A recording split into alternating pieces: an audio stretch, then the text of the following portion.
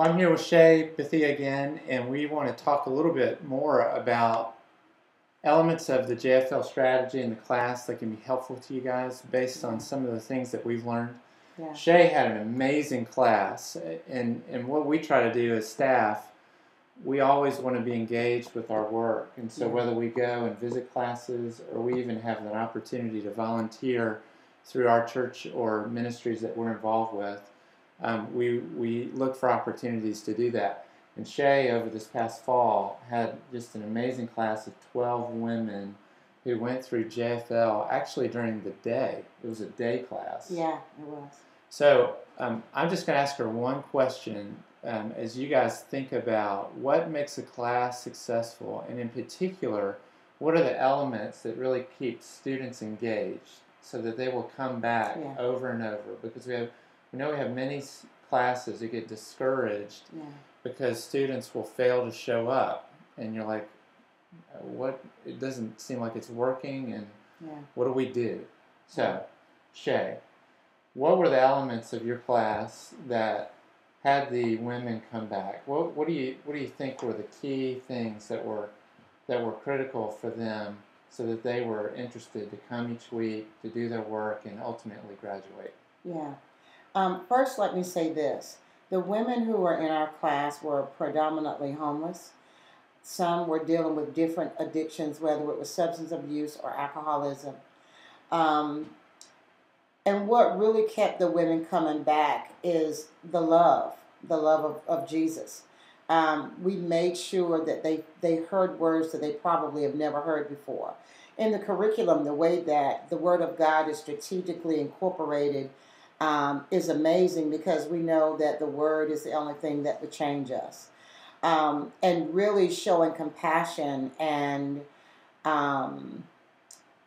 constantly just speaking positiveness and just being positive and just expressing the love of God. And I think one of the main things is that I would make sure every time we had class, which is Monday and Wednesday, that I told them that I love them, that they matter. Even if they were late for class, it's about being gracious with people and having mercy. I think that's two of the qualities that we have to have when we're teaching our curriculum, is grace and mercy. So those are the key elements I would say that kept the women coming back. And I hugged them every class. I hugged them at the beginning of class, and at the ending of every class. And there were mentors who came and they delivered a meal. Yes. The food was a good place for them to connect. Yeah. And what I noticed in particular, because I visited the class, or actually I was on the business roundtable. Yes. It's interesting when you get to if you can hang on to the business roundtable, it's amazing what happens after that class, because everything that you've talked about in the classes up to that time now becomes solidified when you have these outside business people who come in and say, this is what we're looking for. Exactly. And it's almost like the students now say, oh, wow, everything that they've been teaching is going to work. Exactly. This is what the business people want. Now it kind of launches them into the second part of the class. Yes. The other thing that I've noticed too is that in particular your class, which happens a lot, is the students develop their own community.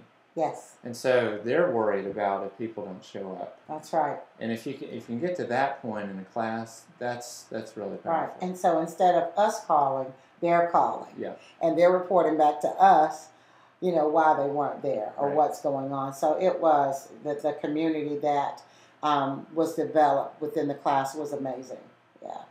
So hang in there. There are all different shapes and sizes to classes, and we have so many examples of where it really clicked and students came, and then there are others that just, boy, it's like pulling teeth to get folks there. Exactly. Doesn't mean that you're doing anything incorrectly. That's right. It means that this is blocking and tackling, being in the trenches and dealing with people on a relational level, which can be challenging.